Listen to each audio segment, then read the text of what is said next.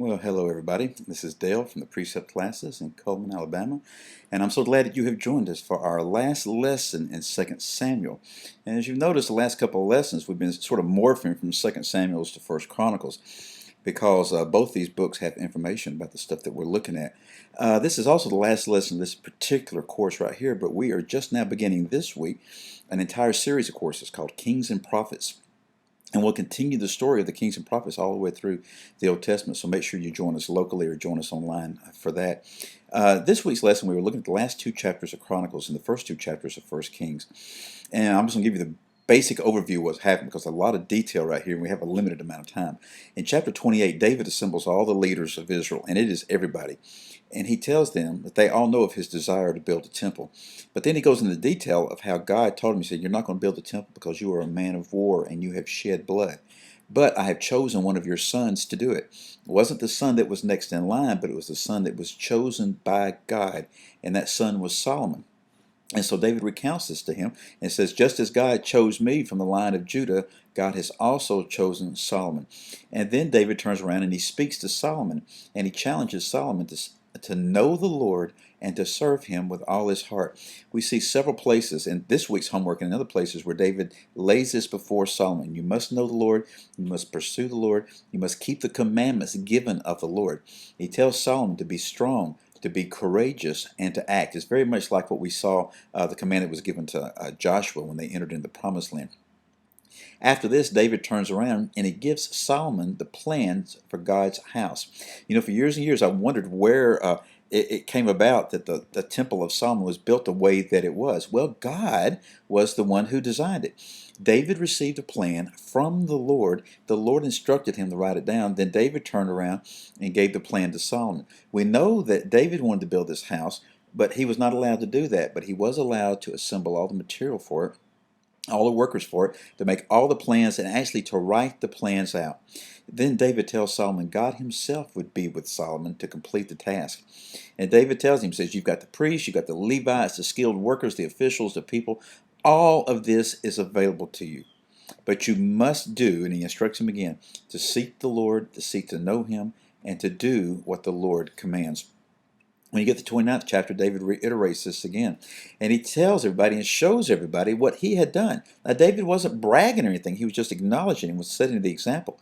David himself contributes to the temple. And then the other leaders did, and the people did.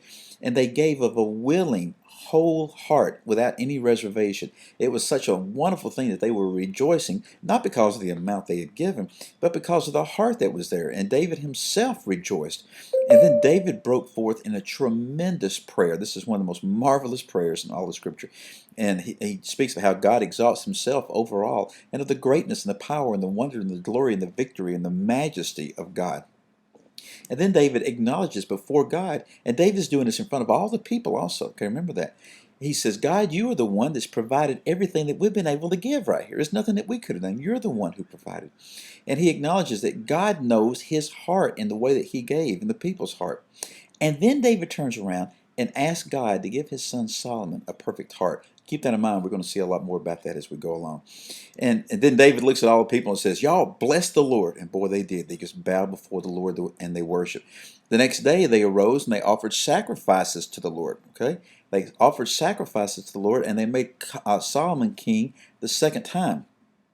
We also see the account of David's death. Okay, it's just a very short, abbreviated little thing, and it shows how he reigned for 40 years.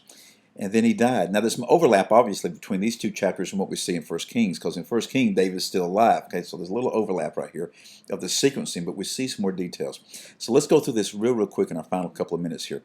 The first part of 1 Kings, we see that David was getting old and he was cold. Okay, that's what happened. He's cold. He was getting weaker and weaker. So they looked all over Israel and they found a young virgin named Abishai. And they brought her in to nurse the king and to keep him warm. He did not have relations with her in any way. Well, then immediately after this, we see an uprising that occurs. Adonijah, which was a son of David, he was actually the next son in line as far as age. He exalted himself as king, and he usurped the kingship. His name actually means, my Lord is Yahweh, but his actions proved otherwise. What's really interesting about this is he conferred with some other people, with Joab and with Abiathar, and these were main helpers. Joab was the leader of the army. Abiathar was the priest. Abiathar was the priest, the only one that survived that encounter that David had, where all the priests got killed in that town. Remember that? Abiathar was the one who fled from there. But now they were siding with Adonijah, I mean. And so anyway, this was an uprising, and he declared himself to be king, but David didn't know it. When Nathan found out about it, and Nathan came along with a plan. Okay. Now these folks knew who the next king was going to be. They knew that Solomon was going to be the king. They knew it because David already told them. Nathan comes along and he forms a plan. He goes to Bathsheba and says, "We need to do this." So they go in, and you can read it, and they told David what happened. Well, David immediately said, "Okay, we've got to do something now." So he calls for Zadok, Nathan, and Benaniah, the three major forms of leadership, the priest, the prophet, and the military leadership. And he says, "Y'all take my mule, my kingly mule, put Solomon on it, take him down there, and anoint him as king." That is exactly what they did. The people broke forth in praise, and they rejoiced over what happened. Now this occurred in Jerusalem, just down the road from where Adonijah had also declared himself to be king. Adonijah heard all the sounds and said, "What's going on?" Well, he was informed that now King David has made Solomon king. Well, Adonijah feared Solomon, as he should, and he went and he grabbed the horns of the altar. That was what they believed would protect you. If you would do that, nobody would kill you. Some people would find out otherwise later. This is the Mosaic tabernacle altar, not the altar, the temple, or the tabernacle that David had made for the Ark of the Covenant. So what happened right here is Adonijah was given a chance. Okay, and Solomon said, "You better act right." Well, we'll find out next week what happens. And Solomon was showing some tremendous wisdom and discretion here. He gave him a second chance. Here's what I think was going on right here. David comes along and gives a charge to Solomon in the second chapter. I'm going to tell you what I think happened. He told him, remember what happened to Joab, what he did to me, and in Shimei, what they did to me. David had promised not to give them, not to harm them in any way. David was not telling Solomon to go out and kill them now. No, that would be breaking his promise that he had made, okay? What David was doing, I think he was releasing Solomon from David's promise. And he was, because he told him with both these men, he said, "Do according to your wisdom. Do according to your wisdom." I think he was telling him, you watch these guys right here, and you do what you think is right, but pay attention to what's going on. And then he says this, "Don't let their hoary head, their gray head, go down to the grave." He wasn't commanding that he kill them, but I think it was a prophetic statement that he was saying, here's what's going to happen. You need to watch them, and you're going to find out something about them. And to me, it's a magnificent example of God's judgment and his mercy.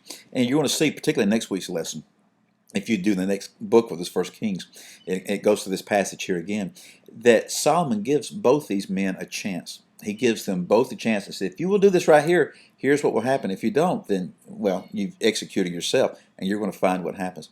It's the same kind of picture we see. God's judgment and his mercy.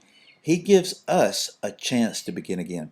He gave David a chance to begin again and to finish well, and David did. David has sinned, no doubt. David had fallen, but God said, arise again, I will use you. Sometimes we sin, we think that God will never use us again. That is not what's true. David could not do what he wanted to do, but God comes along and says, if you'll be faithful, I'm going to give you an opportunity to do something else. He'll do the same thing for us. Again, I'm Dale from the Precept classes in Coleman, Alabama, and I thank you so for being with us and for this course right here. And I'll see you again on the next course, okay? See you later. Goodbye.